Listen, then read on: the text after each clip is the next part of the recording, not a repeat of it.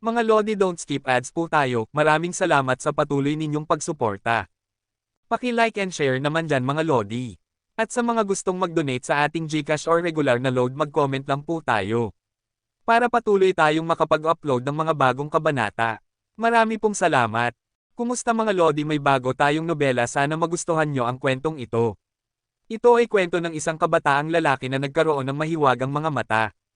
Simulan natin ang kwento. Kabanata 501 hanggang Kabanata 510.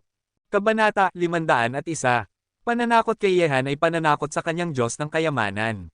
Si General Tado ay hindi siyempre papayag at sinabi niya ng may masungit na mukha, "Kayong dalawa, normal na auction ito, kaya sana ay magpakita kayo ng kaunting respeto."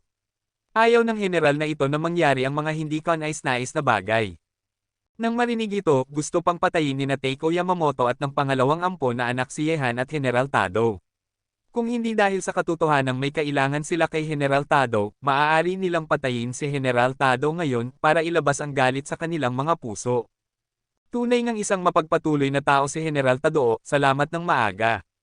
Yumuko si Yehan sa kanyang mga kamay kay General Tado nang may ngiti sa kanyang mukha. Sa sandaling ito, kumaway si General Tado at sinabi ng may ngiti, "G. Ye, ikaw ay aking panauhin ngayon, natural na gusto kong protektahan ang iyong kaligtasan, hindi mo kailangang magalang." Ang mga salitang ito ay napakamapagkunwari na hindi maiwasang masuka si Wu Ying. Gusto niya ng buhay ni Yehan kanina, pero ngayon ay naging panauhin na siya, at gusto rin niyang protektahan ang kaligtasan ni Yehan. Talagang ang malalaking interes, sa harap niya, kahit ang pinakamalaking galit ay maaaring gawing kaibigan ng isang kaaway. Nakikita sina Teiko Yamamoto at ang pangalawang ampon na anak na tahimik ng may masungit na mga mukha, wala nang ibang magawa si Yehan kundi idagdag ang gasolina sa apoy. Sinabi niya kay General Tado, "General, kung kukuhanan ko ng litrato ang bagay na iyon, dapat kang magpadala ng isang tao para ihatid ako palabas ng Golden Triangle sa magdamag, kung hindi, dapat may ibang motibo ang ilang tao." G. Ye, huwag kang mag-alala. Matapos ang bagay na ito, ay padadala kita sa isang eroplano ng pandigma para ligtas kang makalabas sa Golden Triangle. Maliban kung may gumagamit ng mga missile, walang makakabaril sa aking eroplano ng pandigma. Matapos marinig ang mga salita ni General Tado, tulad ng inaasahan ni Yehan, nagbago ang mga ekspresyon ni Teiko Yamamoto at ng ikalawang ampon na anak ng sabay-sabay, at wala silang ibang magawa kundi patuloy na itaas ang presyo. Ang auction ngayong gabi, sa katunayan, para kay Yehan, wala siyang kinalaman dito. Nandito siya para sirain ang sitwasyon, para walang awa na patayin sina Teiko Yamamoto at ang kanyang ikalawang ampon na anak. Talaga bang ibibigay niya ito kay General Tado? 25 bilyong dolyar. Hindi maiwasang humingi ng alok ang pangalawang ampon na anak. Kung nakuha talaga ito ni Yehan at umalis sa Golden Triangle sa magdamag sa isang eroplano ng pandigma, saan sila hahanap kay Yehan? Mas mahirap pang kunin ang bagay na iyon kay Yehan sa hinaharap. Mahirap. 26 na bilyong dolyar. Matapos magsalita ang pangalawang ampon na anak, sinabi ni Teiko Yamamoto ng may masungit na mukha na pareho ang kanilang ideya ng pangalawang ampon na anak. Dito, dapat muna nilang makuha ito, at hindi nila dapat hayaang makuha muna ito ng iba. 2.6 bilyong dolyar ng Estados Unidos, nakatumbas ng higit sa 15 bilyong yuan. Ang napakalaking kayamanan na ito ay halos mapantayan ang kita na nakamit ni General Tado mula sa pagbebenta ng droga sa loob ng maraming taon. Kaya, ang ngiti sa kanyang mukha ay lalong lumalakas. Ito ay naging mas at mas maunlad, at ang mga ngiting mata ay halos naging isang linya. May masamang ngiti sa mukha ng alipin na multo, at hindi siya nakialam mula simula hanggang sa katapusan. Pinapanood silang magtaasan ng presyo doon, na parang hindi na siya interesado sa bagay na nasa kamay ni General Tado. "Well, mahirap para sa akin ngayon." Sa sandaling ito, nang si Yehan naman ang magtanong ng presyo, sinabi niya kay Wu Ying nang may nag-aalalang mukha, "Honey, 2.5 bilyong dolyar lang ang dala natin, at wala na tayong pera, ano sa tingin mo ang dapat nating gawin?" Nang marinig ang sinabi niya, nakaramdam ng panlalamig sa puso si Wu Ying. Sino ba ang iyong asawa ngayon?" Pero hindi ito inilantad ni Wu Ying, sinabi niya nang may pakikipagtulungan, "Kung wala kang pera, huwag kang maglaro. Kumpara sa isang malaking konsorsyum tulad ng Black Dragon Society, kaya mo ba ito?" "Tama iyon, kalimutan mo na, hindi na ako maglalaro, kayong dalawa, ipagpatuloy ninyo." Bahagyang ngumiti si Yehan kina Teiko Yamamoto at sa pangalawang ampon na anak. Nang marinig ang kanyang mga salita, halos magalit sina Teiko Yamamoto at ang pangalawang ampon na anak. Sa mukha siya ng dugo, ang bastardo na ito ang nagtaas ng presyo ng napakataas, at ngayon ay sinasabi niya sa kanila na hindi na siya makakalaro, hindi ba halata na niloloko niya sila? Yehan, papatayin kita. Sa sandaling ito, kahit na ang walang ingat na ikalimang ampon na anak, na may malakas na utak at simpleng mga paa, ay nakikita ang tunay na intensyon ni Yehan, at nakikita rin ito ng alipin na multo at ni General Tadoo. Pero wala silang kinalaman dito. Para kay General Tado, wala itong pakialam kung bibilhin ba ito ni Yehan o hindi. Itinaas niya ang presyo, at ngayon ay dapat bilhin ito ng natitirang sina Teiko Yamamoto at ang pangalawang ampon na anak kahit na ibebenta lang ito sa 26 na bilyon. Masaya rin si General Tadoo sa kanyang puso na lumampas sa kanyang mga inaasahan.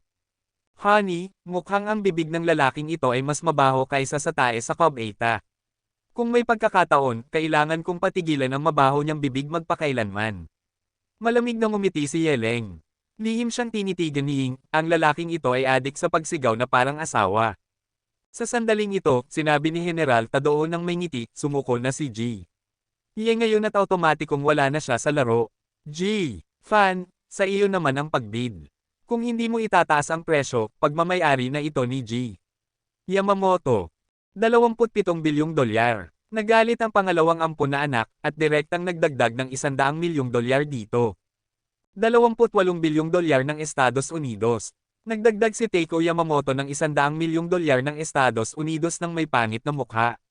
Wala na si Yehan sa laro, pero kailangan niyang ipagpatuloy ang gulo na sinimulan niya ng sadya sa kanyang pangalawang ampon na anak. Hindi pa tapos.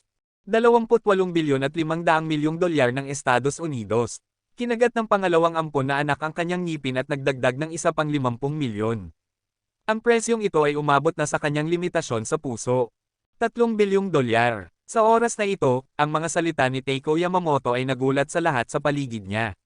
Kahit si Yehan ay hindi inaasahan na ang matandang ito ay magiging matapang at direktang itinaas ang presyo sa 3 bilyong dolyar ng Estados Unidos. Kung alam niya noon, ipagpapatuloy sana ni Yehan ang laro kasama siya. Maglaro at pagkatapos ay patayin siya ng husto. Yehan, talagang nakakasama ka.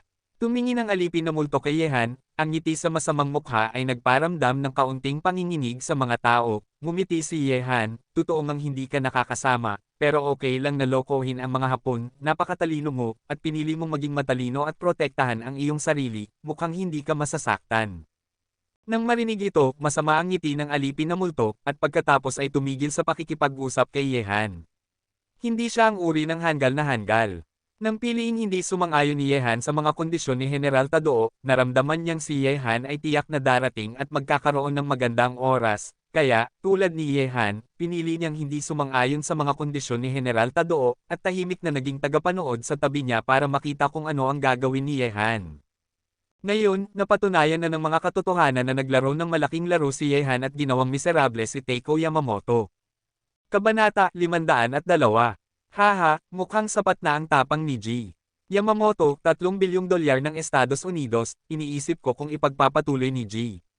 Fan ang pagtaas ng presyo. Tumawa si General Tado, at ang isang bagay na nakuha ng hindi sinasadya ay naibenta sa ganoong presyo iyon ay katumbas ng isang windfall, 3 bilyong dolyar ng Estados Unidos, isang napakataas na presyo, kahit na dumating ang mga panauhin na hinihintay niya, maaaring mahirap na magkaroon ng ganoong presyo. Matapos marinig ang mga salita ni General Tadoo, malamig na umi-NGOs ang pangalawang ampon na anak at piniling manahimik. Okay, ngayon iniaanunsyo ko na ang bagay na ito ay pagmamayari na ni G. Yamamoto. Matapos akong tulungan ni G. Yamamoto na sirain ang 3 warlord, ang transaksyon sa pagitan natin ay opisyal nang magsisimula. Ano? Matapos marinig ang mga salita ni General Tado, ang mukha ni Teiko Yamamoto ay naging mas maitim kaysa sa uling, at isang panaginip na hilingin sa kanya na puksain ang 3 pangunahing warlord para sa 3 bilyong dolyar. Bakit, ayaw ba ni G? Yamamoto. Kumunat ang noo ni General Tado at sinabi, G. Yamamoto, napagkasunduan natin sa simula na ibebenta ko ito sa sinumang nag-alok ng pinakamataas na presyo. Ngayon, G. Yamamoto, ang ibinigay mo ang presyo ay ang pinakamataas, kaya natural na ibebenta ko ito sa iyo, pero kailangan mong tulungan akong tuparin ang mga kondisyon na ibinigay ko. Inyong kamahalan, General, huwag kayong mangapi ng mga tao. Mukhang maulap si Teiko Yamamoto, lalo na para kina Ichiro Okamura at Shashita sa likuran niya. Hehe, G. Yamamoto, hindi ka pinilit ni General Tado, ikaw mismo ang pumayag dito, bakit gusto mo bang bumalik? Mahinang ngumiti si Yehan sa gilid sa oras na ito, ang kanyang hitsura na nasa problema ay nagparamdam sa kanya ng kawalang kaya Kagero ay umikot ang kanyang mga mata, ang lalaking ito ay talagang madilim, at hindi pa rin siya bumibitiw matapos gawing miserable ang iba, ito ay pagpipilit kay Teiko Yamamoto sa isang dead end. Sa sandaling ito, kahit na ang pangalawang ampon na anak at ang alipin na multo ay pinaikit ang kanilang mga mata kay Yehan. Nakita na nila ang mga paraan ng lalaking ito ngayon. Siya ay isang tipikal na taong kumagat sa kanyang buntot at tumatangging bumitiw. Ito ay isang mapanlinlang at masamang tao ang mga maliliit na tuta para maging kanyang kaaway ay dapat na labis na masigla. Kung sila ay medyo pabaya, marahil sila ang magiging susunod na Teiko Yamamoto. Sa katunayan, kapag nakikipag-usap sa mga kaaway, si Yehan ay hindi isang ginoo.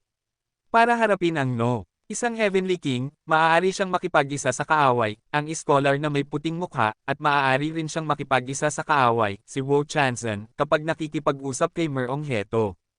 Kasabay nito, makikita mula sa mga ito na si Yehan ay hindi isang ginoo, at ang kanyang mga paraan kapag nakikipag-usap sa mga kaaway ay madalas na hindi inaasahan at nakamamatay.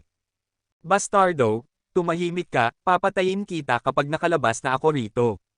Nang marinig ni Teiko Yamamoto ang mga salita ni Yehan, mukhang galit na galit siya na halos tumakbo at patayin si Yehan. Ang bibig ay lumalaki sa aking sariling katawan, bakit ako tatahimik? Ngumiti si Yehan at nagpatuloy, sinabi ko lang ang aking iniisip para kay General Tado, G. Yamamoto, ikaw ay isang master ng Black Dragon Society, pangako kailangan mong gawin ang gusto mong gawin para sa iba, kung hindi, tatawanan lang ng mga tao ang Black Dragon Society. Sila ay isang grupo lamang ng mga hindi mapagkakatiwalaang mga kontrabida, General Tadoo, hindi ba ganoon? Hehe, tama ang sinabi ni G. G. Yamamoto, hindi ko alam kung pinag-isipan mo na ito ng mabuti. Kung ayaw mo, iiwan ko ito sa iba. Siyempre, ang bagay na iyon ay hindi na magiging sa iyo. Tiningnan ni Tower General Duo si Teiko Yamamoto at sinabi ng may ngiti. Inyong kamahalan, ang presyo na ibinigay ko ay sapat na mataas na. Tingnan kung katanggap-tanggap ang kondisyong ito. Ang general na ito ay hindi ang uri ng taong bumubura sa sinasabi niya, at ang sinasabi niya ay parang pagbuhos ng tubig. Malamig na umi-NGO si General Tado, at sinabi, G. Yamamoto, nilinaw ko na bago ang auction na ang may pinakamataas na presyo ang mananalo sa auction, wala akong pakialam kung ano ang presyo, pero ang taong may pinakamataas na bid ay dapat tumulong sa akin na sirain ang tatlong warlord. Ang mga darating dito sa loob ng 3 araw, sa palagay ko ay tutulong sila sa akin na tuparin ang hangaring ito, at sa oras na iyon, G. Yamamoto, magkakaroon ka ng higit pang mga kakompetensya, kaya sana ay pag-isipan mo ito. Gusto mo bang makipaglaban sa iyong kalaban? O gusto mong tanggapin ang nakaraan ng madali? Ikaw ang pumili. Okay, gagawin ko. Kinagat ni Teiko Yamamoto ang kanyang ngipin at pumayag. Sa sandaling ito, gusto niya talagang durugin ang ulo ni General Tado, pero hindi niya magawa iyon ngayon, maliban kung ang bagay na iyon ay dumating sa kanya ngayon na mayroon na siya nito, sa oras na iyon, maaari niyang mabaliw na maghiganti sa lahat, kasama na si Yehan. Hehe, mukhang isang taong may salita si G. Yamamoto, hinihintay ng General dito ang iyong magandang balita. Sana'y magtagumpay ka.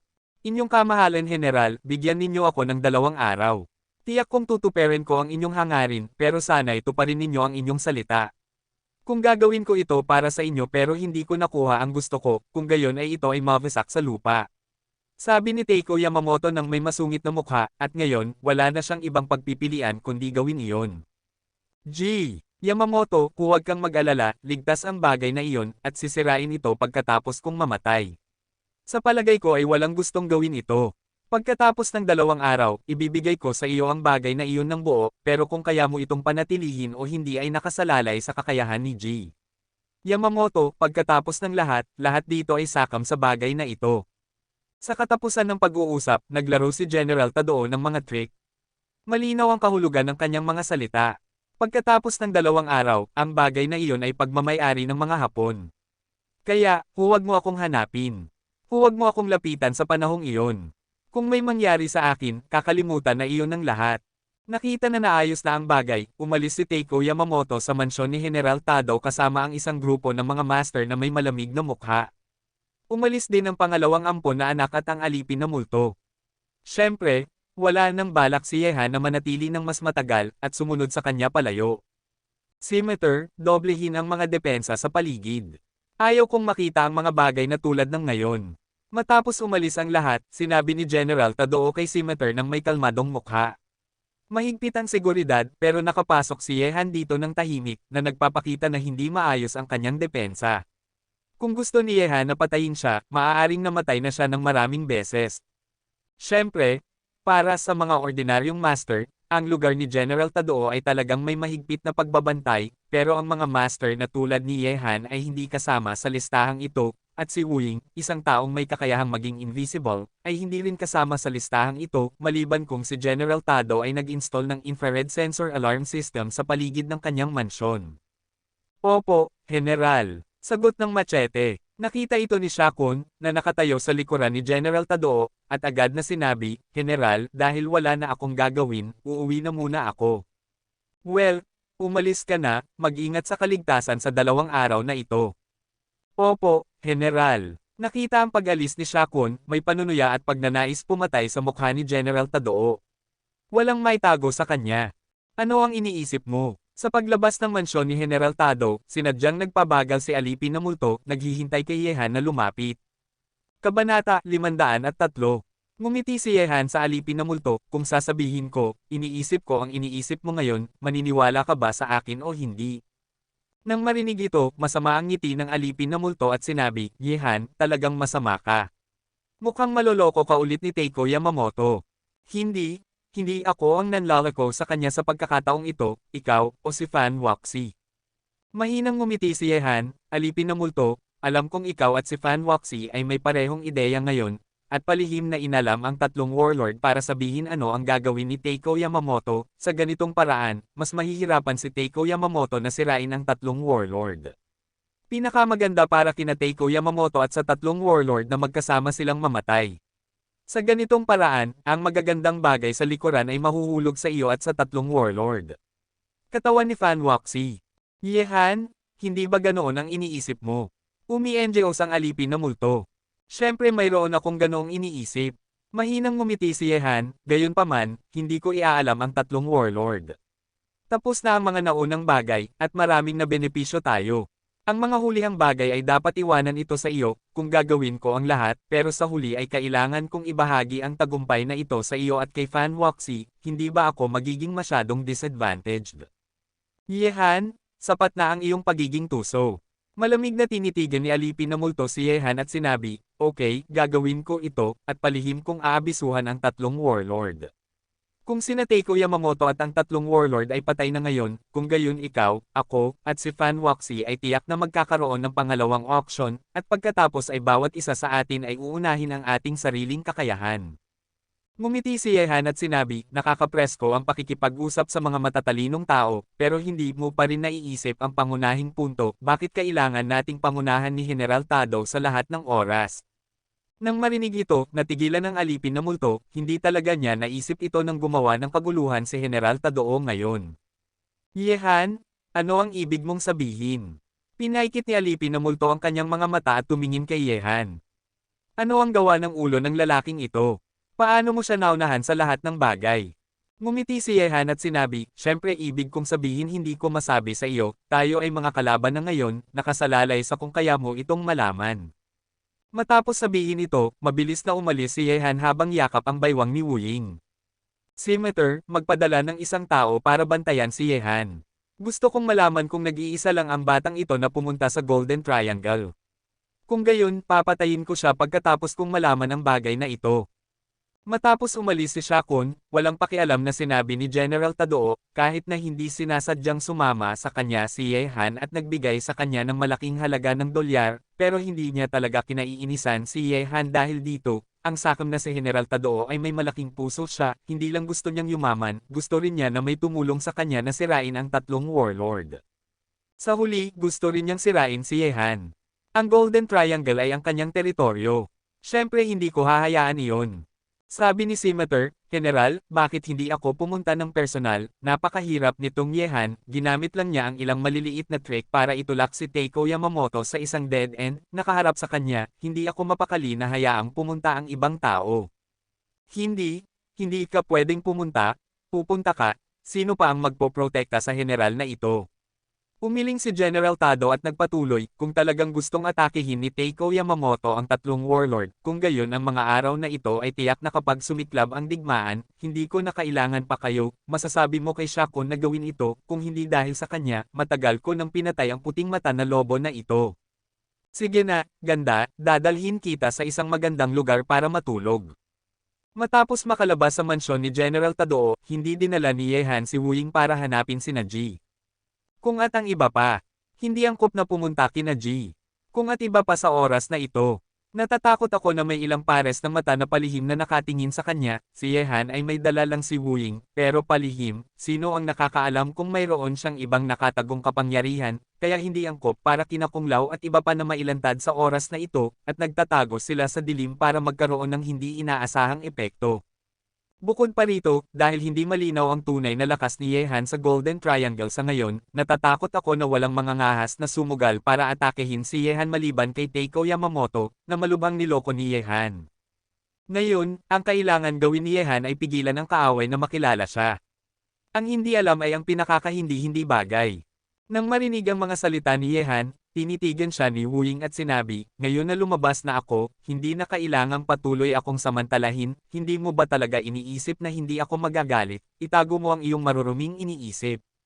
Nang marinig ang mga salita ni Wu Ying, medyo walang masabi si Yehan, dahil hindi pa niya naayos sa kanya ang ipinahayag ng babae sa mansyon ni General Tadoo kanina, at ngayon ay pinagdududahan pa rin niya ang kanyang mga intensyon. Paano nila malalaman kung hindi nakakita si Wu Ying ng ilang emosyonal na pagbabago sa mga larawang iyon? Walang masabi na sinabi ni Yehan, sinabi ko Miss Wu Ying, talagang hindi ba kaya ng iyong puso? Ngayon na na-expose na tayo, natatakot ako na maraming mata ang palihim na nakatingin sa atin, kaya hindi tayo angkop sa oras na ito kasama sina Kung Lao at ang iba pa, hayaan sina Kung Lao at ang iba pa na magtago sa dilim para sorpresahin ang kaaway at pigilan ang kaaway na makilala tayo. Hindi na tayo makakabalik sa hotel. Sakto lang na may alam akong magandang lugar, pwede tayong manirahan doon ng hayagan. Nang marinig ito, kumunat ang noo ni Wu Ying at sinabi, maaari bang tayo lang dalawa? Maaari bang gusto mo pang magdagdag ng isa pa? Tiningnan ni Yehan ang katawan ni Wu Ying, at medyo uminit ang mukha ni Wu Ying. Ang dalawa sa atin ay nakatira sa iisang bahay, isang malungkot na lalaki at isang balo, hindi ba angkop iyon? Matutulog ka sa iyo, matutulog ako sa akin, ano naman? Huwag kang mag-alala, kahit na maganda ka talaga, hindi ka ang tipo ko, at hindi ako makikipaggulo dito. Umiling si Yehan, at pagkatapos ay sumulyap sa matandang lalaki. Matapos ang kanilang nakatagong lokasyon, maglakad pasulong. Kung naniniwala ka sa isang lalaki, kahit na ang isang baboy ay makakapang-akyat sa puno. Malamig na umi-NJO si Wu Ying, pero sinundan pa rin niya si Yehan, at talagang hindi angkop na makasama sina Lao Kong at ang iba pa sa oras na ito. Mukhang ligtas sina Yehan at ang iba pa, tara na, bumalik na tayo sa hotel. Nang marinig ang sinabi ni Kung Lao, sinabi ni Cheng Jun, Kung Lao, bakit hindi natin puntahan si Yehan? Kabanata 504. Dahil hindi pinili ni Yehan na pumunta sa amin, dapat ay may sariling plano siya. Maaari na lang tayong bumalik sa hotel at maghintay ng balita mula sa kanya. Matapos sabihin ito, dahan-dahang nawala sina Kung Lao at iba pa sa paligid ng mansyon ni General Tadoo. Ang lugar na pupuntahan ni Yehan ay hindi sa ibang lugar, kundi ang lugar kung saan nakatira ang mag-ama ni Nabay. Matapos mamatay ang mag-ama ni Nabay, ang lugar na ito ay dapat na bakante ngayon. Nang pumunta si Yehan dito kasama si Wu Ying, ang buong bahay ay nalinis at ang mga bangkay ng mag-ama ni Nabay ay itinapon din. Mukhang alam na ni General Tadoo na patay na ang mag-ama ni Nabay, pero ngayon wala siyang oras para bigyang pansin ang bagay na ito, at ang pagkamatay ng mag-ama ni Nabay ay walang kinalaman sa kanya. Matapos makarating dito, si Wu Ying, na ipinanganak bilang isang ahente, ay nakagawian ng suriin ang bahay, na gustong makita kung mayroong anumang tulad ng monitor, pero hindi naabala ni Yehan ang pag-abala sa kanya, dahil kailangan lang niyang gamitin ang paraan ng yin at yang para tingnan ang buong bahay. Makikita mo ang problema ng isang beses. Pagkatapos, ginamit ni Yehan ang communicator para kontakan si Ji. Kung at ang iba pa. Kung Lao, sina Miss Wu Ying at ako ay hindi makakabalik sa hotel sa ngayon. Dapat kayong maging maingat kapag nagtatago kayo sa dilim. Ngayon ay sangkot na rin ang Siberian Tiger. Ang sitwasyon ay nagiging mas at mas hindi kanais-nais para sa atin. Sabi ni Elder kong, Yehan, huwag kang mag-alala, wala pang nakakahanap sa atin, ikaw at si Wu Ying ay na-expose na ngayon, dapat kayong maging maingat sa inyong sarili, maaari na lang nating panuurin ang mga taong ito sa dilim. Ganoon din ang iniisip ko. Sabi ni Yehan, ang Golden Triangle ay maaaring magkagulo sa 2 araw na ito, at ipinangako ng mga Hapones kay General Tadao na harapin ang 3 warlord, ang pangalawang ampon na anak, at ang Siberian Tiger para makuha ang bagay na iyon. Dapat nilang samantalahin ang pagkakataon para gumawa ng gulo, pero hayaan silang gumawa ng gulo ayon sa gusto nila. Ang focus natin ay si General Tadao pa rin. Sa pamamagitan ng paraan, kung magpadala ng isang tao para subaybayan si Shakun para makita kung may mali sa lalaking ito. Kilusan. Kung maswerte tayo, marahil ay makukuha natin ang gusto natin mula sa kanya. Shakun, sa pagkakaalam ko, ang taong ito ay isang talento sa militar sa ilalim ni Tadao, may kakaiba ba sa kanya? Nagdududang tanong ni Elder Kong. Sabi ni Yehan, ang tiyak na dahilan ay hindi malinaw dito, pero hindi siya mahahanap kapag sinusubaybayan siya. Ang taong ito ay isang maingat na tao rin. Okay, alam ko na Yehan, makipag-ugnayan kung may gagawin ka. Matapos ang tawag, sumando si Yehan sa sofa at naisip ang kanyang sariling mga gawain. Gusto niyang makuha ang gusto niya mula sa maputik na tubig ng Golden Triangle. Ang paraan at lakas ay 2 bagay na hindi niya mawawala. Ngayon, ang bawat isa ay may sariling mga multo. Para makuha ang bagay na iyon, napilitang sirain ng mga Hapones ang 3 pangunahing warlord. Si General Tado ay nakaupo sa likuran ng mga eksena para anihin ang mga pakinabang ng mangingisda. Natatakot ako na ang pangalawang ampon na anak at ang alipin na multo ay sasamantalahin ang pagkakataong ito para palihim na walang awa diin Teiko Yamamoto, hayaan sina Yamamoto Teiko at ang 3 warlord na maglaban hanggang sa kamatayan. Kung mamatay si Teiko Yamamoto, magiging magandang bagay iyon para sa pangalawang ampon na anak, sa alipin na multo, o kay Yehan. Nawala ng lahat ng isang makapangyarihang kakompetensya. Para kay General Tado, kung mamatay si Teiko Yamamoto, maaaring ikinalulungkot niya ang pagkawala ng isang malaking halaga ng dolyar, pero hindi niya ito pagsisisihan, dahil ang mga bagay sa kanyang mga kamay ay hindi ibebenta, at si Yamamoto Ufu ay nakikipagkompetensya sa 3 pangunahing warlord. Kahit na ang 3 pangunahing warlord ay hindi maalis sa huli, tiyak na magdurusa sila ng malalaking pagkalugi. Ang 3 pangunahing warlord ay magdurusa ng malalaking pagkalugi ng walang isang sundalo. Masaya rin si General Tadao na makita ang ganoong resulta. Sa isang salita, si Teiko Yamamoto ang pinakamasamang biktima ng pakikipag-usap sa 3 pangunahing warlord. Gayunpaman, si Teiko Yamamoto, nagalit sa sandaling ito, ay hindi ito naisip, kaya ang kanyang huling wakas ay tadhana na maging trahedya. Sa Golden Triangle sa oras na ito, kahit na anong panig ang nasa kapangyarihan, ang bawat isa ay may sariling mga multo at plano ng palihim. Sa oras na ito, si Wu Ying, na sinuri ang buong bahay, ay pumunta sa sala.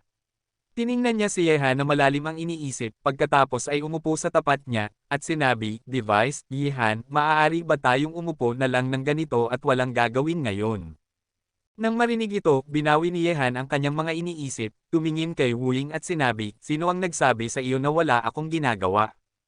Hindi ko ba nagawa iyon noong nasa mansyon ni General Tado ako? Sa sandaling ito, sa palagay ko ang pangalawa ang anak at ang alipin na multo ay dapat na nagpaplano na harapin si Teiko Yamamoto habang nagpaplano kung paano kunin ang bagay na iyon kay General Tado. Kahit na gumawa ng magandang hakbang si General Tado, sayang lang na masyadong sakam siya. Naisip kong ililihis nito ang atensyon ng lahat, pero ang kanyang kasakiman ay magpapabagsak sa kanya sa isang sakuna. Ano ang ibig mong sabihin? Nagtatanong si Wu Ying nang may pagdududa. Nang marinig ito, walang masabi na umiling si Yehan, tumingin kay Wu Ying at sinabi, alam mo ba? Nakita kita na nagpapaalala sa akin ng isang salita. Anong mga salita? Kumunat ang noo ni Wu Ying, naramdaman niyang wala siyang sasabihing maganda si Yehan. Tulad ng inaasahan, ang salitang lumabas sa bibig ni Yehan sa susunod na sandali ay nagparamdam kay Wu Ying na gusto niyang bugbugin ang kanyang mukha na parang ulo ng baboy. Malalaking suso at walang utak. Hindi pinansin ni Yehan ang galit na si Wu Ying, at nagpatuloy. Masyadong sakam si General Tado kapag nakipaglaban na si Teiko Yamamoto sa tatlong warlord, sa tingin mo ba ay manunood lang ang pangalawang ampon na anak at ang alipin na multo sa tabi? Talagang hindi, dahil wala na ang mga Hapones bilang isang malakas na kakompetensya. Sasamantalahin nila ang pagkakataon para agawin ang nasa kamay ni General Tado, kung hindi ipinakita ni General Tado ang ganoong lakas na kasakiman, marahil, ang pangalawa ang ampon na anak at ang alipin na multo ay maghintay hanggang sa parehong matalo sina Teiko Yamamoto at ang tatlong warlord bago pumunta kay General Tado para pag-usapan ang presyo, pero, kahit na ayaw ko ng 3 bilyong dolyar, ang pangalawang ampon na anak at ang alipin na multo ay magiging handa bang ibigay ito. Kaya, aatakihin nila si General Tadoo. Sabi ni Wu Ying nang may kunot sa noo. Marahil hindi. Malabo ang sagot ni Yehan kay Wu Ying. Nang marinig ang kanyang mga salita, naramdaman ni Wu Ying na hindi talaga niya matutugunan ang pag-iisip ni Yehan. Bakit?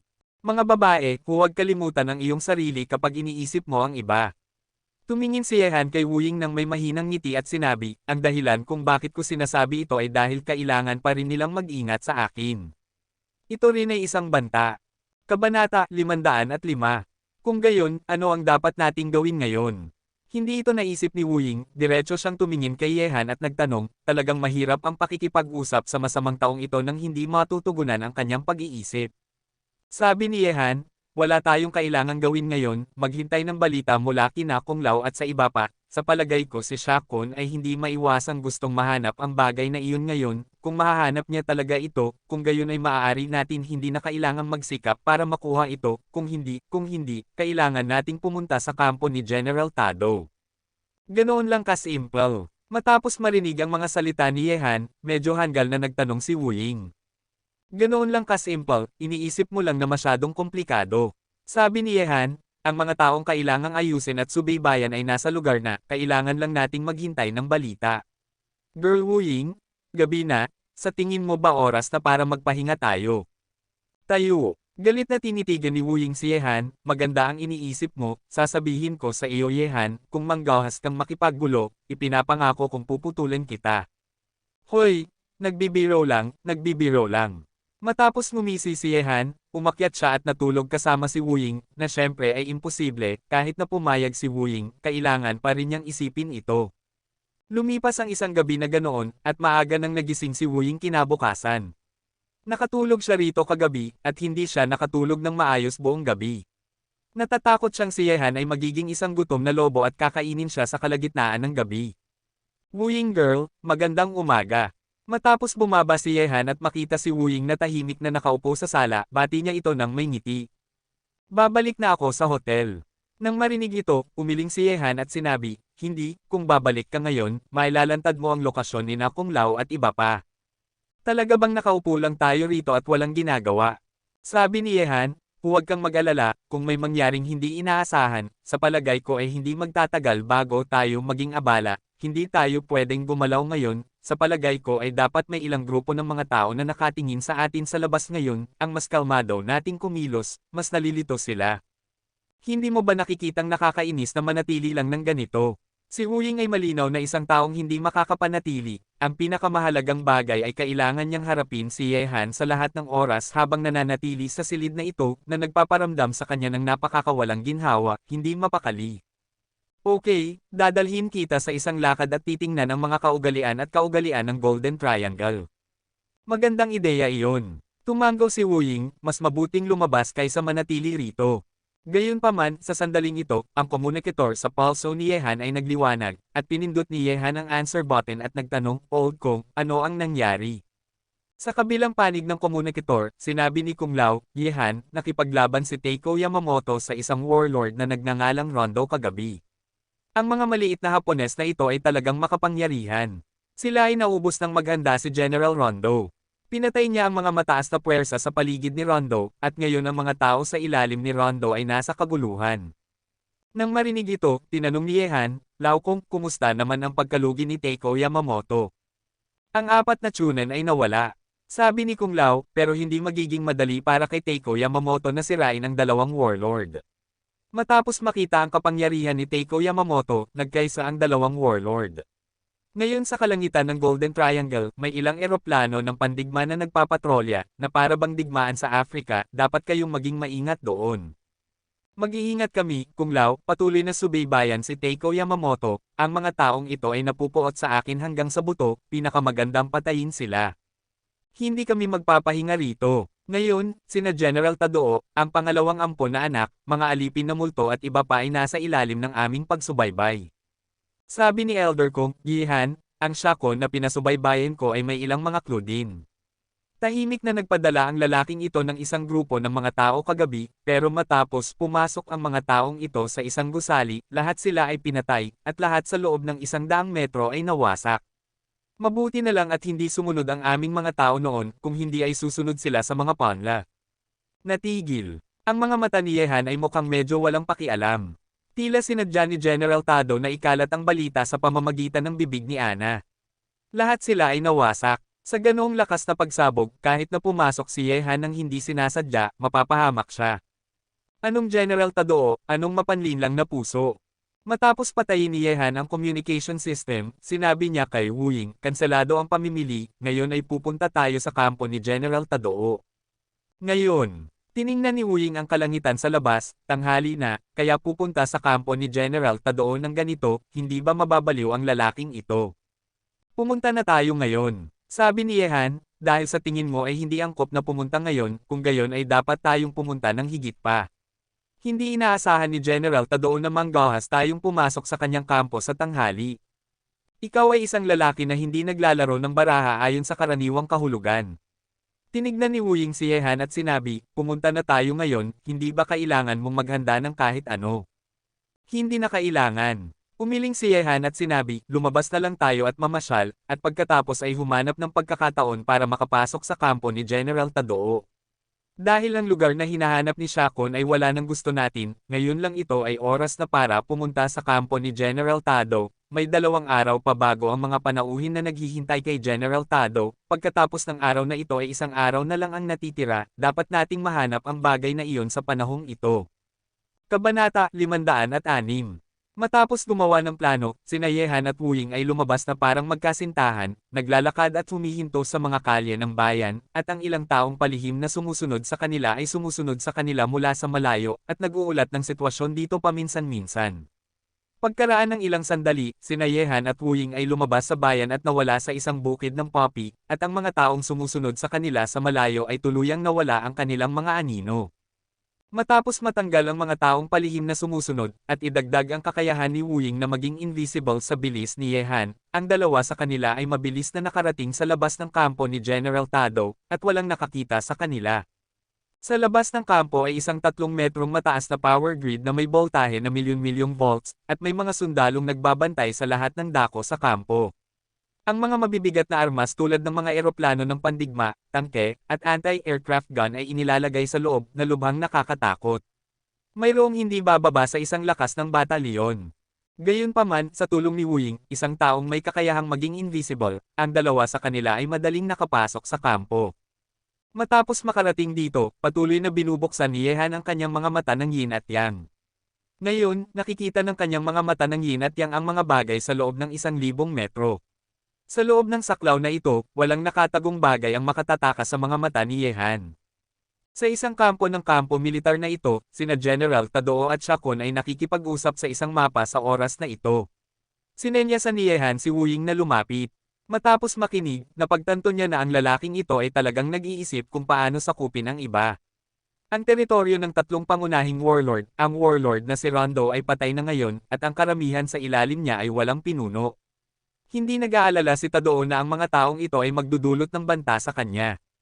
Matapos makinig ng 1 minuto, sina Yehan at Wu Ying ay naglakad patungo sa ibang mga lugar sa kampo, at hindi nagtagal ay nakarating ang 2 sa isang military aircraft center, kung saan mas mahigpit ang pagbabantay, mahigpit na binabantayan ang lugar na ito gamit ang mga baril, na may seryosong tingin sa kanilang mga mukha, ipaalam sa mga tao sa isang sulyap na hindi sila ordinaryong sundalo, tiyak na sila ang pinakamahusay na nakaligtas pagkatapos ng pagbibinyag ng digmaan. Matapos makarating dito, sinimulan ni Yehan na makita ang mahahalagang military aircraft, pero hindi niya alam kung hindi niya ito nakita. Matapos tingnan ito, ang mga buhok ni Yehan ay tumayo sa kanyang buong katawan, dahil mayroong 12 ang mga ito sa military aircraft, kilogramo ng mga paputok, bukod doon, wala nang iba pa sa powerhouse ng military aircraft na ito. Bukod pa rito, ang detonation point ng mga paputok na ito ay ang gate ng mahahalagang military aircraft na ito. Kung may sapilitang sum-ire sa gate na ito, ang 10-10 kilong mga paputok na nakaimbak sa loob ay sasabog kaagad, at kalahati ng kampo militar ay maaaring sumabog. Anong kalupitan, ito nga ay isang bitag. Malamig ang puso ni Yehan. Kung wala siyang mga mata ng yin at yang para makita ang mga bagay sa loob, kung nagmadali siyang pumasok, sa sandaling sumabog ang mga paputok, wala na siyang paraan palabas. Matapos makita ito, sinulyapan ni Yehan ang layout ng kampo militar. Ang mga mabibigat na armas at ilang mahahalagang kagamitan ay 3 hanggang 400 metro ang layo mula rito. Isang nahulog dahil walang mag-iisip na itatanim ni General Tado ang ganoong lakas na paputok sa kanyang sariling kampo. Ang base militar na ito ay tila may mahigpit na pagbabantay at binabantayan ng mga makapangyarihang sundalo, pero hindi naman gaanong mahirap para sa mga master na tulad ni Yehan at iba pa na makarating dito. Ang bitag, ang kumpletong bitag, ang lugar na hinahanap ni Shakon, at ang base ng military aircraft na ito ay pawang mga bitag na inayos ni General Tadoo, at espesyal na dinisenyo para harapin ang mga master na tulad ni Yehan at iba pa. Matapos obserbahan ang sitwasyon dito, sinenyasan ni Yehan si Wu Ying na dalhin siya palayo. Hindi na kailangang patuloy na siyasatin ang kampo militar na ito. Ginamit na ni Yehan ang paraan ng yin at yang para tingnan ang military aircraft center na ito at iba pang mga lugar. Walang hinahanap siya rito. Sa halip, ito ay isang kakila-kilabot na bitag. Nakita si Yehan, aalis na siya. Kahit na medyo naguguluhan si Wu Ying, hindi na siya nagtanong pa. Hindi ito ang lugar para mag-usap, at magiging mahirap kung may makakita ulit. Matapos ang dalawa ay makalabas sa kampo, agad na kumunat ang noo ni Wu Ying at sinabi, Yehan, ano ang ginawa mo? Hindi pa natin sinisimulan ang investigasyon, bakit ka aalis? Sabi ni Yehan, iyon ay dahil hindi mo pa. Naunawaan ko na kung ano ang nangyayari sa loob. Hindi na kailangang mag-imbestiga pa. Bigla akong nakaisip ng paraan. Sa gabi, dadalawin ulit natin si General Tadoo. Kung gumana ito, marahil ay makakakuha tayo ng isang bagay ngayong gabi, Terena, bumalik muna tayo. Nang marinig ang mga salita ni Yehan, kahit na medyo naiinis si Wu Ying na hindi nagpaliwanag ng malinaw si Yehan, pero si Yehan ang pangunahing tauhan dito, at kung wala nang sasabihin si Yehan, wala na siyang magagawa. Ang kampo ni General Tadoo ay isang bitag, hindi pinlano ni Yehan na magsabi ng kahit ano tungkol dito sa ngayon, marahil ay magagamit niya ang bitag na ito. Sa gabi, sina Yehan at Wu Ying ay muling dumating sa labas ng gate ng mansyon ni General Tadoo, pero sa pagkakataong ito ay hayagan silang dumalaw, sa halip na palihim na tulad ng nakaraang pagkakataon. Haha, hindi ko inaasahan na si G. Ye ay darating sa akin sa ganoong malayang oras. Siya ay isang bihirang bisita. Sa bulwagan ng mansyon, si General Tadoo ay nakaupo sa unang upuan, at marami siyang tumawa nang makita si Yehan na pumasok na hawak ang kamay ni Wu Ying. Ingay, pero hindi niya balak na tumayo para salubungin siya. Diretsyong dinala ni Yehan si Wu Ying para umupo sa isang upuan, at pagkatapos ay sinabi ng may ngiti, General Tadoo, nagpahintulot akong istorbohin kayo noong nakaraang pagkakataon, at nakaramdam ako ng kahihiyan, kaya pumunta ako rito para humingi ng tawad sa general ngayong gabi, sana ay huwag mong hayaang pumunta ang general. Sa aking puso, kung may pagkakataon sa hinaharap, kailangan nating makipagtulungan ng higit pa.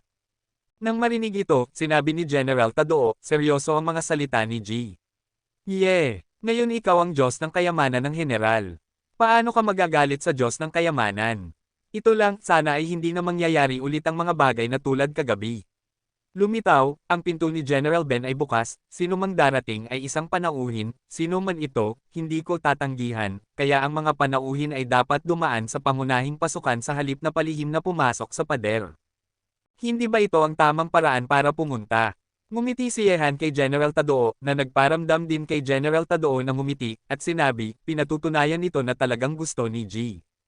Iyan na makipagkaibigan sa general na ito, at pakitunguhan ng mabuti ang mga kaibigan. Ang general na ito ay palaging magiging tapat sa iyo, si G. Ye ay nasa Golden Triangle na sa loob ng ilang araw, at ang general na ito ay hindi pa nag-host ng isang piging para sa iyo, ang pagpili ng isang petsa ay mas masama kaysa sa pagtama sa araw, iniisip ko kung si G. Ye at ang magandang babaeng ito ay magpapakita ng respeto.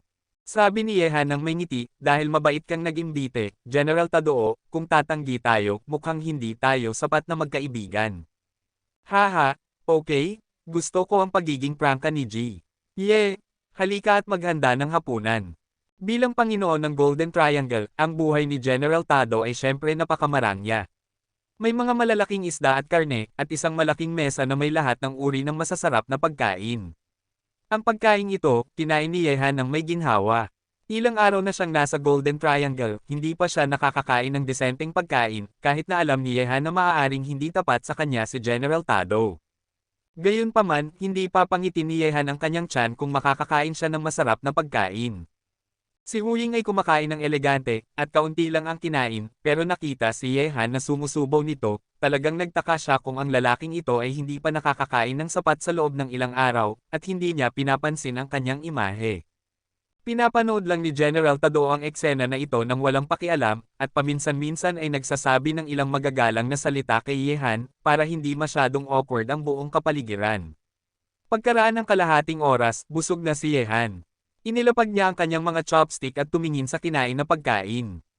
Sinabi ni General Tado, salamat sa inyong pagkamapagpatuloy ngayon, General, at pupunta ang General sa Huaxia sa hinaharap, at tiyak na aliwin ko ng mabuti ang General. Kabanata 507. Nang marinig ang mga salita ni Yehan, si General Tado ay umi-NGO sa kanyang puso, pero sinabi pa rin niya ng may ngiti sa kanyang mukha, G. Ikaw ay kaibigan ng aking general, kaya natural na pakikitunguhan kita ng mabuti. Kung may pagkakataon kang pumunta sa Huaxia, tiyak na guguluhin ka ng general na ito. Kapag dumating na ang oras, lilinisin ko ang sopa para salubungin ka, kaya hindi ko naguguluhin ang general ngayon. Tumayo si Yehan at naglakad para makipagkamay kay General Tadoo. Gaya ng kasabihan, huwag mong saktan ang isang taong nakangiti, sina General Tadoo at Yehan ay nagkamayan, sinabi ng may ngiti dahil aalis na si G. Hindi na ako mananatili pa ng matagal ang general. Sa panahong nasa Golden Triangle, sana ay mas madalas tayong maglakad-lakad. Pagkatapos ng lahat, interesado rin si G. Sa bagay na nasa aking kamay. Tama ang sinabi ng general, aalis na ako. General, manatili ka. Matapos magsalita, si Yehan ay umikot at umalis sa mansyon ni General Tadoo nang may ngiti sa kanyang mukha. General, ano ang ibig sabihin ng batang ito sa pagpunta sa iyo sa oras na ito? Matapos umalis sina Yehan at Wuying, si Machete, na nakatayo sa likuran ni General Tadoo, ay kumunat ang noo at nagtanong. Lagi siyang may opinyon kay Yehan. Ang pakiramdam na hindi matagos, ang binatang ito ay nagtatago ng kutsilyo sa kanyang ngiti, masyadong mapanganib. Umi-NGO si General Tadoo at sinabi, anuman ang ibig sabihin niya, basta't ang batang ito ay wala pang masamang intensyon sa akin sa ngayon, sa pamamagitan ng paraan, hihilingin ko sa iyo na suriin kung may dinala siyang ibang tao sa Golden Triangle. Paano na? Nang marinig ito, sinabi ni Machete, General, hindi ko pa nalalaman. Sa ibabaw, mukhang si Yehan ay nagdala lang talaga ng isang babae sa Golden Triangle, at hindi siya nakikipag-ugnayan sa sinuman. Patuloy na mag-imbestiga, hindi tayo pwedeng maging pabaya sa batang ito. Sabi ni General Tadoo nang may makitid na mga mata. Yehan, anong gamot ang binibento mo sa kalabasang ito? Sa pag-uwi, tiningnan ni Wuying si Yehan nang may naguguluhang ekspresyon sa kanyang mukha. Ang lalaking ito ay pumunta sa mansyon ni General Tadoo at kumain, at wala nang iba pa. Hindi ginawa, hindi ba sayang ang oras? Nang marinig ang mga salita ni Wuying, ngumiti si Yehan at sinabi, marahil, may ideya na ako tungkol sa bagay na iyon. Talaga, ang mga mata ni Wuying ay lumiwanag, pero tiningnan din niya si Yehan nang may pagdududa, at kumain lang kasama si General Tadoo, alam ba ng lalaking ito? Siyempre totoo iyon. Tiwala ang sabi ni Yehan, gaya ng kasabihan, ang pinakamapait na lugar ay ang pinakamaligtas na lugar. Mukhang minamaliit ko talaga si General Tadoo. Ang isipan ng lalaking ito ay hindi talaga simple. Kahit ako ay niloko niya. Ang ibig mong sabihin ay ang bagay na iyon ay nasa mansyon ni General Tadoo. Tanong ni Wuying. Tumango si Yehan. Nang makipagkamay siya kay General Tadoo kanina, binuksan ni Yehan ang kanyang mga mata ng yin at yang, at binuksan ang kanyang kaliwa at kanang mata ng sabay.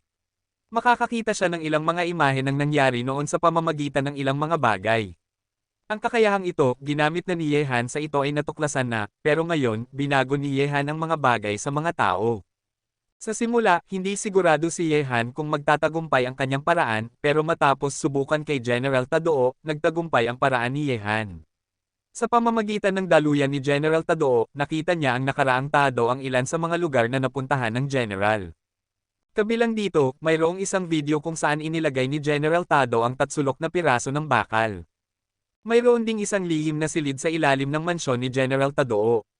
Maliban kay General Tadao mismo, kahit na ang kanyang mga babae at machete ay hindi alam ang lihim na silid na ito, at ang bagay na iyon ay itinago sa lihim na silid na ito ni General Tadao.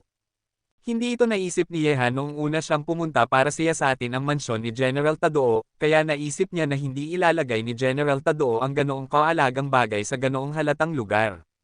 Napakaraming taong may ideya sa blok ng bakal. Inilagay ito ni General Tadao sa ganoong halatang lugar sa kanyang vilya na madaling magnakaw. Gayunpaman, naglaro si General Tadao ng isang trick para sa lahat upang gawing posible ang imposible. Ang pinakamapait na lugar ay ang pinakamaligtas na lugar. Kahit si Yehan ay niloko ng trick na ito at sinuri ang tirahan ni General Tadao ng 2 beses. Walang nakuha, natatakot ako na ang sino man ay magkakaroon ng parehong ideya kay Yehan. Nang may kagalakan sa mga mata ni Wu Ying, sinabi niya, Yehan, dahil alam na natin ang kinaroroonan ng bagay na ito, hindi ba dapat tayong kumilos ngayon? Kung tayo ay huli na at natuklasan ng iba, magiging mas mahirap para sa atin na makuha ito. Panipi. Nag-isip si Yehan ng ilang sandali, at sinabi, nag-ooperate tayo sa kalagitnaan ng gabi. Para maiwasan ang anumang aksidente, dapat nating ipaalam kina G. Kung at sa iba pa na salubungin tayo sa labas ng mansyon ni General Tadao sa gabi. Dapat tayong kumilos ng mabilis. Magiging maganda na makuha ang bagay na ito, kung may mangyaring hindi inaasahan, maaari lang tayong magkaroon ng malaking labanan. Okay, aabisuhan ko sina G. Kung at iba pa na kumilos. Agad na nakipag-ugnayan si Wu Ying kina G. Kung at iba pa, matapos maayos ang lahat, tiningnan ni Wu Ying si Yehan at sinabi, Yehan, hindi ko nakikita iyon kung kaya mo, sa pamamagitan ng paraan, paano mo nalaman na nasa mansyon ni General Tadao iyon?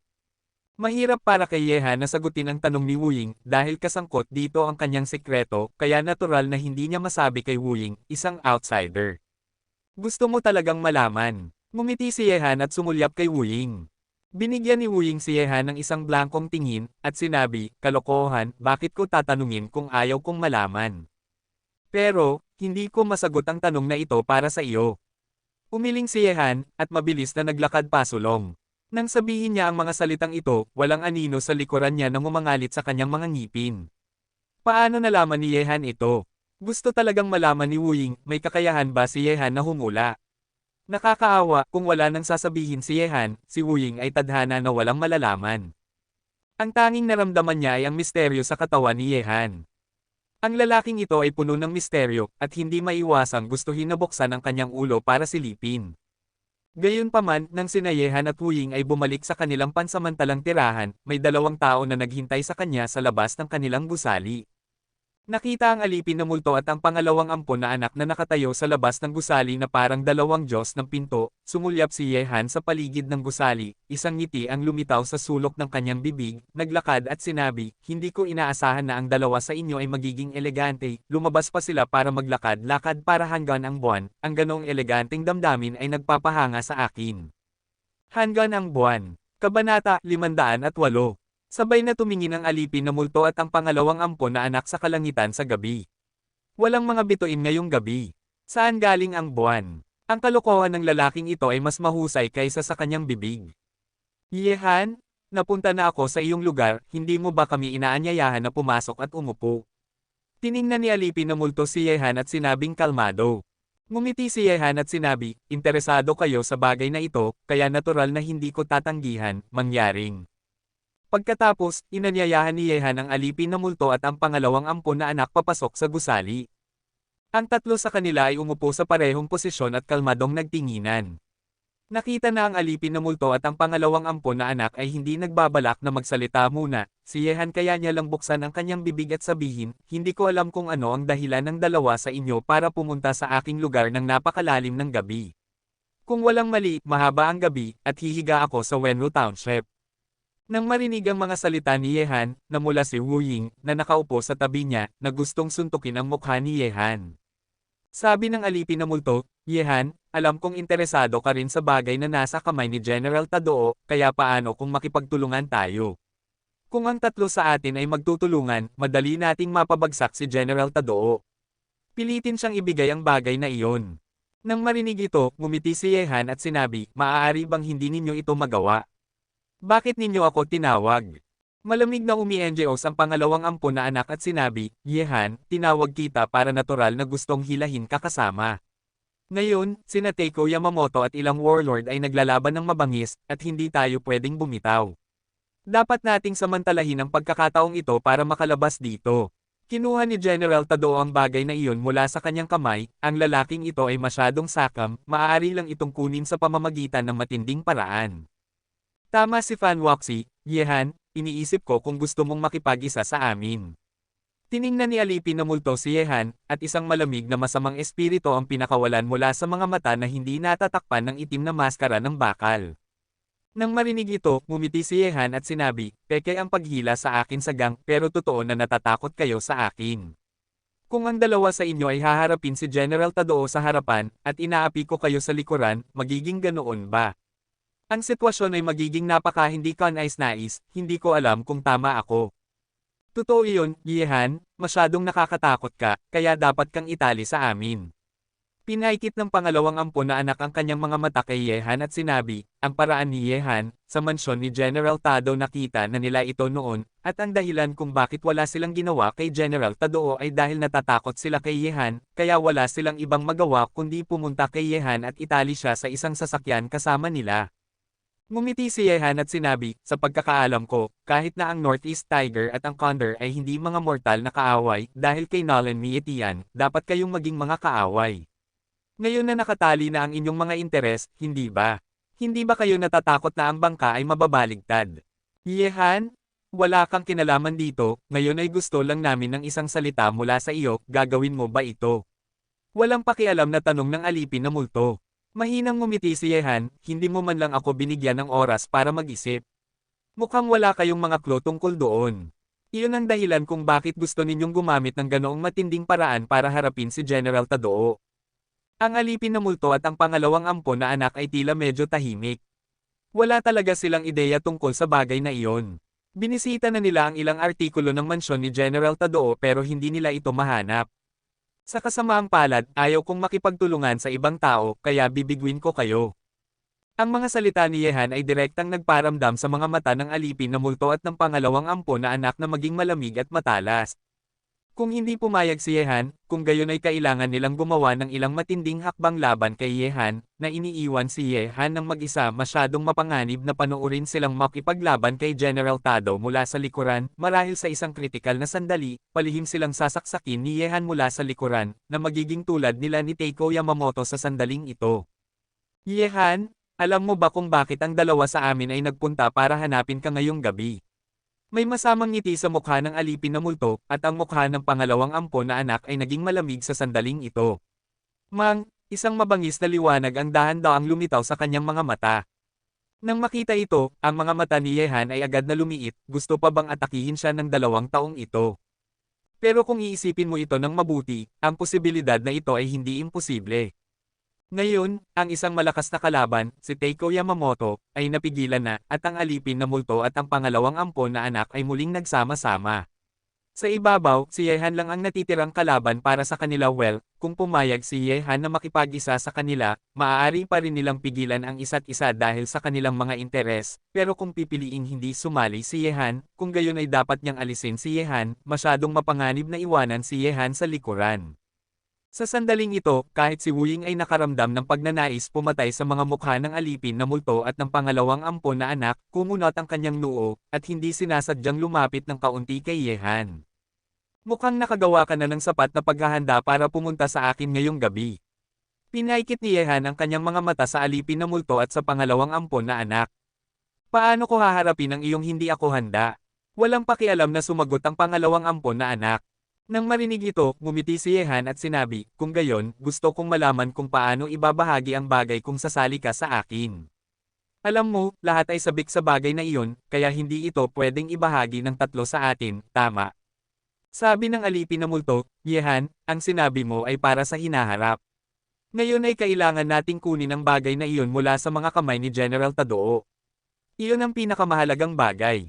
Nakakaawa, hindi pa rin ako makakasali sa inyo. Sabi ni Yehan, sa totoo lang, hindi na kailangang maging maingat sa akin. Hindi ko alam kung ano ang inyong pinaglalabanan. Pumunta ako sa Golden Triangle para patayin ang tore. Higit pa, hindi para sa bagay na nasa bibig mo, para sa akin, ang pagpatay kay Tado ay mas mahalaga kaysa sa anumang bagay. Yehan, sa tingin mo ba ay maniniwala kami sa iyo kapag sinabi mo ito? Malamig na umi-NGOs ang pangalawang ampon na anak. Wala kayong magagawa kung hindi kayo maniniwala sa akin. Umiling si Yehan at sinabi, gayunpaman, para maipakita ang aking katapatan, maaari kong bigyan kayo ng clue. Gusto ninyong marinig ito. Anong clue? Masusing tinitigan ng alipin na multo si Yehan, na parang gusto niya makita sa mukha ni Yehan kung ang kanyang mga salita ay totoo o hindi. Sabi ni Yehan, dapat ay napuntahan mo na ang mansyon ni General Tadoo, pero wala kang nahanap, pero bukod sa mansyon ni General Tadoo, wala na ang kanyang kampo. Iniisip ko kung binisita na ba ninyo ang dalawa. Kampo, Kabanata 509. Matapos marinig ang mga salita ni Yehan, kumunat ang noo ng alipin na multo at ng pangalawang ampon na anak. Ang kampo ni General Tadoo ay may mahigpit na pagbabantay. Kahit na makapasok sila at suriin, ang lugar na kaya nilang suriin ay masyadong maliit, at hindi sila makapaglakad-lakad sa loob. Mukhang hindi pa kayo nakapunta roon. Ngumiti si Yehan, para maipakita na wala akong sama ng loob sa inyong dalawa, maaari kong ibunyag na mayroong isang mahalagang military aircraft base sa kampo ni General Tadoo. Marahil ay may mga bagay na kailangan ninyo roon. Siyempre, ang balitang ito ay nangyari sa akin. Natuklasan ko lang ito mamaya, kung ito nga ang kaso, kailangan mong suriin ito sa inyong sarili. Yehan, napakabait mo bang sabihin sa amin ang balitang ito? Umi-NGOs ang pangalawang ampon na anak. Dahil hindi kayo naniniwala, wala na akong magagawa. Bukas, darating na si General Tado at ang ibang mga panauhin. Kung matagumpay na masisira ni Teiko Yamamoto ang mga warlord sa panahong ito, ang bagay na iyon ay natural na magiging kay Teiko Yamamoto. Marahil si Teiko Yamamoto ay naging isang walang ngipin na tigre sa oras na iyon, maaari mong kunin ito, pero kung mabibigo si Teiko Yamamoto, kung gayon ay magiging mas mahirap para sa inyo na agawin ito mula sa ibang tao, kaya manatili hindi na marami pang pagkakataon para sa inyo. Mahinang sabi ni Yehan. Nang marinig ang mga salita ni Yehan, ang alipin na multo at ang pangalawang ampon na anak ay nanahimik ng isa-isa. Hindi nila alam ang sinabi ni Yehan, at iyon ang dahilan kung bakit sila pumunta kay Yehan. Kunin ang bagay na iyon sa inyong kamay bago pa man. Kung gusto mong harapin kami, kahit na magtagumpay ka, natatakot akong mawawala ang iyong sariling mga tropa. Talaga bang handa kang sumugal?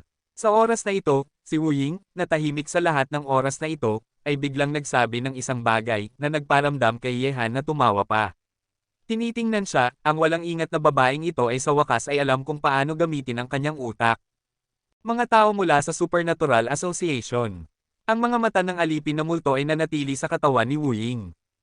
Para dito, hindi sumagot si Wu Ying. Kumusta ang hangin? Nang marinig ito, ang tingin ni Wu Ying ay nanigas, tiningnan niya ang alipin na multo at nagtanong, paano mo nalalaman si Xing Feng? May utang ako sa kanya noon, at binayaran ko siya ngayon, Fan Waxi, Terra na. Matapos magsalita, tumayo ang alipin na multo at lumabas. Kumunat ang noo ng pangalawang ampon na anak at lumabas matapos makita ito, dahil ayaw ng alipin na multo na atakehin si Yehan, natural na wala siyang ganoong kakayahan sa kanyang sarili. Ang alipin na multo na ito ay hindi simple. Ang mga miyembro ng Supernatural Association ay ang pinakalihim na mga tauhan ng lihim na serbisyo. Kung wala ang kaukulang ranggo, walang makakaalam ng kanilang mga pangalan. Tinitingnan ng umaalis na alipin na multo, kumunat ang noo ni Wu Ying at sinabi. Sabi ni Yehan, nang lokohin ko si Teiko Yamamoto, alam ko na ang lalaking ito ay hindi simple. Ang taong ito ay mapag-isip at kalmado, pero kahit na ganoon, mayroon pa rin siyang mga sikreto, hayaan ang kunglaw at ang iba pa na huwag mag-alala. Kumilos, bantayan ang alipin na multo at ang pangalawang anak, sa tuwing kikilos sila, kikilos tayo. Ang ibig mong sabihin ay ang alipin na multo at ang pangalawang ampon na anak ay pupunta sa kampo ni General Tadoo para suriin. Tanong ni Wu Ying, na nakatingin kay Yehan. Oo, sabi ni Yehan, kahit na hindi sila sigurado kung totoo o hindi ang sinabi ko, pero wala nang gaanong oras na natitira para sa kanila, kaya kahit na ito ay mali, susugal sila para suriin at maghintay para sa kanila na pumunta kapag oras na para sa kampo, oras na para pumunta tayo sa mansyon ni General Tado. Maaaring may kakaiba sa kampo. Binigyan ni Wu Ying si Yehan ng kakaibang tingin. Nang marinig ito, misteryosong ngumiti si Yehan at sinabi, malalaman mo kapag dumating na ang oras, marahil, sa oras na iyon, ang buong kalangitan sa gabi ay maliwanag. Pagkatapos, ipinaalam ni Wu Ying sa bantay na pansamantalang kinansela nila ang operasyon, at mahigpit na sinusubaybayan ang mga kilos ng alipin na multo at ng pangalawang ampon na anak, habang sina Yehan at Wu Ying ay naghihintay ng balita sa bahay. Dahil ang alipin na multo at ang pangalawang ampon na anak ay gumalaw na para patayin siya, natural na hindi magpapakita ng awa si Yehan sa kanila at niloko si Teiko Yamamoto. Ngayon ay ang turno na ng alipin na multo at ng pangalawang ampon na anak. Hayaan ang alipin na multo at ang pangalawang ampon na anak na magdala ng kapangyarihan ng bitag. Ito ay tinatawag na pagpatay gamit ang kutsilyo, paghiram ng kutsilyo ni General Tado para patayin ang alipin na multo at ang pangalawang ampon na anak. Sa ganitong paraan, 1:00 na ng umaga, dumating ang balita mula kina Kung Lao at sa iba pa na ang alipin na multo at ang pangalawang ampon na anak ay talagang gumalaw na, at palihim na pumunta sa kampo ni General Tadoo. Matapos marinig ang balita mula kay Ji Kung, tumayo si Yehan, inayos ang kanyang mga damit, at sinabi, "Tara na, oras na para maglaro tayo." Tiyak na magiging kapanabik ang gabing ito. Sa labas ng kampo ni General Tadoo, sa sandaling ito, isang grupo ng mga tao ang palihim na pumasok sa kampo. Ang mga taong ito ay maliksi at napakabilis, at patuloy silang gumagalaw sa kampo, iniiwasan ang mga dumadaang patrol na sundalo. Sa isa pang madilim na lugar, sina Yehan, Kung Lao at ang iba pa ay tahimik na pinapanood ang eksena na ito, at ang lihim na mga kilos ng alipin na multo at ng pangalawang ampon na anak ay nasa ilalim ng kanilang pagsubaybay. Ang mga taong ito ay talagang ginawa ang sinabi mo, Yehan, kailan natin ito gagawin? Tumingin si Kung Lao kay Yehan at nagtanong. Ngumiti si Yehan at sinabi, maghintay, ang signal ay hindi pa naipadala, kapag tumunog na ang signal, oras na para kumilos tayo. Signal. Tiningnan ni na Kung Lao at iba pa si Yehan ng may naguguluhang ekspresyon. Gayunpaman, hindi nagtagal ang prosesong ito. Sa sandaling ito, mayroong isang nakakagulat na pagsabog sa kampo na nagdulot ng pagyanig sa buong kampo. Ang mga naglalakihang apoy ay sumulpot sa kalangitan sa gabi na nagpapaliwanag sa kadiliman sa loob ng 1 kilometro ang radius. Bigla, nagkaroon ng kaguluhan sa kampo na may sunod-sunod na pagsabog na lubhang nakakatakot. Nang makita ito, sina Kung Lao at iba pa ay may ekspresyon ng takot sa kanilang mga mukha, isang ganoong nakakatakot na pagsabog, natatakot ako na ang alipin na multo at ang pangalawang ampon na anak ay nasa panganib na, kahit na hindi sila patay, kalahati na silang nawala, buhay. Kabanata 510. Magaling, oras na para sumigaw sila ng sakit. Ngumisi sina Cheng Jun at iba pa, hinahanga ang pinapanood ang eksena sa kampo, tinitingnan si Yehan na parang isang halimaw gamit ang kanilang mga walang aninong mata, at sinabi, alam na ba ninyo na may mga paputok na nakatago doon?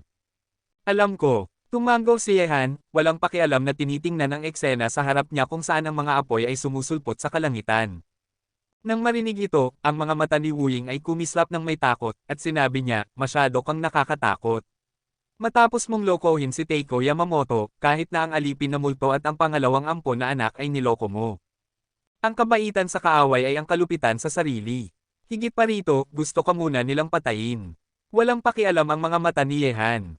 Sa sandaling ito, nagulat si General Tadoo, at lumabas siya mismo sa mansyon. Hindi niya man lang sinuot ang kanyang mga damit, kaya dumiretso siya sa kampo kasama ang isang machete. Matapos makita ang lugar na ito, sinabi ni Yehan, ngayon ay oras na para kumilos tayo, G. Kung, mangyaring manatiling nakatago at maghintay ng magandang balita mula sa akin at kay Wu Ying. Matapos magsalita, dinala ni Yehan si Wu Ying ng diretso sa mansyon ni General Tadoo. Sa oras na ito, ang pangingisda sa maputik na tubig ay hindi na magiging mas maganda. Si General Tadoo ay magtutuon lamang sa kampo. Nakita na sina Yehan at Wu Ying ay maayos na nakapasok sa mansyon ni General Tadoo, nagtago sina Kung Lao at iba pa, binabantayan ang sitwasyon sa kabilang panig ng kampo at ang sitwasyon sa loob ng mansyon ni General Tadoo. Ang aksyon ay ang pagkakaiba sa pagitan ng tagumpay at kabiguan para sa kanila. Sa sandaling ito, sa kampo, ang alipin na multo at ang pangalawang ampon na anak ay sesubog na ang kanilang mga baga. Nakulong sila ni Yehan, at sila ay miserable. Kahit na ang pagsabog kanina ay hindi sila pinatay, ito ay malubhang nasugatan na sila. Bukod pa rito, lahat ng mga taong dinala nila ay namatay sa malaking pagsabog kanina. Ngayon, halos napalilibutan na sila ng mga tauhan ni General Tado, at ang lahat ng uri ng makapangyarihang mabibigat na armas ay nakatutok sa kanilang mga nakatagong posisyon. Kung aatake sila, tatakas lang sila. Sampain si Yehan, pupunitin kita. Ang mga mata ng pangalawang ampon na anak ay puno ng pagnanais pumatay, ang ikalimang ampon na anak ay namatay, at kahit na ang tatlong Wolf King Master ay namatay, at ang kanyang sariling mga binti ay namatay din. Nasugatan. Kung gusto mong patayin si Yehan, umalis muna tayo rito ng buhay. Kahit na ang masamang mukha ng alipin na multo ay puno ng pagnanais pumatay, mas kalmado siya kaysa sa pangalawang ampon na anak, at lahat ng mga taong dinala niya ay patay na rin. Ngayon siya at ang kanyang pangalawang ampon na anak ay parehong makinis na mga commander. Pero hindi ito ang pinakamahalagang bagay, ang kaligtasan ang pinakamahalagang bagay ngayon, nakaharap sa makapangyarihang mabibigat na armas ni General Tado, kahit na sa kanilang kasagsagan, kailangan nilang maging maingat, huwag sabihin ngayon. Nang ang alipin na multo at ang pangalawang ampon na anak ay nakaharap sa isang malubhang sitwasyon, sina Yehan at Wu Ying ay tahimik nang nakapasok sa mansyon ni General Tadoo, at nakarating sa lihim na silid sa ilalim ng lupa na itinatag ni General Tadoo. Ang lihim na silid sa ilalim ng lupa na ito ay napakalaki at ang pasukan ay napakalihim, at ang mekanismo na nagbubukas ay isang hindi inaasahang oil painting. Kapag ang oil painting lang ang inilipat, ang pinto ng lihim na silid sa ilalim ng lupa ay babukas. Nakita na ito ni Yehan kay General Tado. Maraming pribadong koleksyon ni General Tadoo sa lihim na silid sa ilalim ng lupa na ito, kabilang ang isang malaking halaga ng ginto at alahas, at mayroon ding maraming anti-gum bagay na pinupuno ang buong lihim na silid. Paunang pagtatansya, kung ang mga bagay dito ay ilalagay para sa auction, ang halaga nito ay tiyak na lalampas sa 1 bilyon. Tinitingnan ng mga bagay na ito, naiinggit si Yehan. Kung pinapayagan ang mga kondisyon, hindi niya kukontrahin ang pagnanakaw sa pribadong silid sa ilalim ng lupa ni General Tadoo, pero sa kasamaang palad, hindi niya maiaalis ang mga bagay na ito ngayon. Ikaw na bastardo, huwag kang maging sakam, magmadali at hanapin ang kailangan natin. Nakita si Yehan na nakatingin sa mga hiyas na may maliwanag na mga mata, galit siyang tinulak ni Wu Ying. Kung magtatagal ka rito, maghintay sandali, magkakaroon ng problema si General Tado kapag bumalik siya. Huwag mo nang hanapin, nasa stand ito sa pinakamalayong sulok. Tumingin si Yehan sa sulok ng lihim na silid, kung saan mayroong isang kaong kahoy, at inilagay ni General Tadoo ang tatsulok na blok ng bakal sa kaong kahoy na ito. Nang marinig ang mga salita ni Yehan, nagmadaling pumunta si Wu Ying.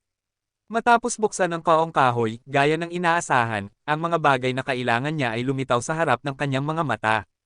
Gayunpaman, mayroong isang miniature bomb sa loob ng kaong kahoy. Kung ito ay sesubog, ang buong kaong kahoy ay masisira. Sesubog ito, at sa oras na iyon, ang mga nilalaman sa loob ay sesubog din. Ang pakikitungo sa mga bomba ay hindi mahirap para kay Wu Ying, mabilis niyang inalis ang miniature bomb. Naglakad si Yehan sa tabi ni Wu Ying at tinitingnan din ang tatsulok na piraso ng bakal na ito. Ang bagay na ito ay eksaktong kapareho ng larawang ipinadala sa kanya ni Situ Zhenchen, at mayroon ding maraming hindi maintindihang esoteric runes na nakaukit dito. Gayunpaman, nang maingat na obserbahan ni Yehan sa sandaling ito, naramdaman niya na mayroong isang napaka-misteryoso at hindi mahuhulaan na aura na nagmumula sa tatsulok na blok ng bakal na ito, na lubhang misteryoso. Ang ganitong uri ng aura ay tiyak na hindi isang bagay na maaaring magmula sa mga ordinaryong kultura na labi. Ang bagay na ito ay dapat na hindi kumpleto, tama. Tiningnan ni Yehan ang tatsulok na blok ng bakal sa loob ng kaong kahoy at nagtanong.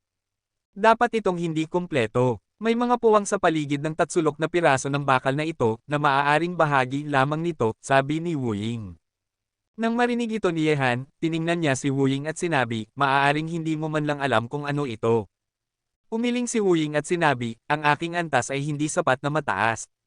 Alam ko lang na ang gawain sa pagkakataong ito ay dalhin ito pabalik ng buo, at wala akong alam pa. Sabi ni Yehan, mukhang ang antas ng pagiging lihim ay medyo mahigpit dito, kahit ikaw, isang miyembro ng Supernatural Association, ay hindi alam ito. Okay, sa pagkakataong ito ay nakumpleto na ang misyon, dapat na tayong umalis, kung babalik si General Tadoo at matuklasan na ang bagay na ito ay nawawala, magiging napakahirap. Halika, napakaraming magagandang bagay dito, hindi mo ba iniisip na nahumaling ka na? Tiningnan ni Yehan ang silid na puno ng mga kayamanan, at ngumiti kay Wu Ying, maligayang pagdating, ano ang gusto mo sa mga bagay dito? Kunin ang anumang gusto mo, wala namang gastos. Napakaganda ng sinasabi, sa tingin mo ba ang mga bagay na ito ay sa iyo? Kung kaya mo, maaari kang bumili ng isa at bigyan ako ng isa. Binigyan ni Wu Ying si Yehan ng isang blankong tingin, pero hindi sumagot si Yehan. Naglakad siya para pumili sa mga hiyas. Pagkaraan ng ilang sandali, kumuha siya ng isang pendant. Ang pendant na ito ay napakaganda at purong puti. Tiyak na magiging napakaganda kung isuot ito ni Wu Ying sa kanyang katawan. Narito, binibigay ko ito sa iyo. Dapat ay angkop ito para sa iyo na isuot. Ibinigay ni Yehan ang pendant kay Wu Ying. Ayaw itong tanggapin ni Wu Ying sa una, pero matapos makita ang pendant, nanlaki ang kanyang mga mata.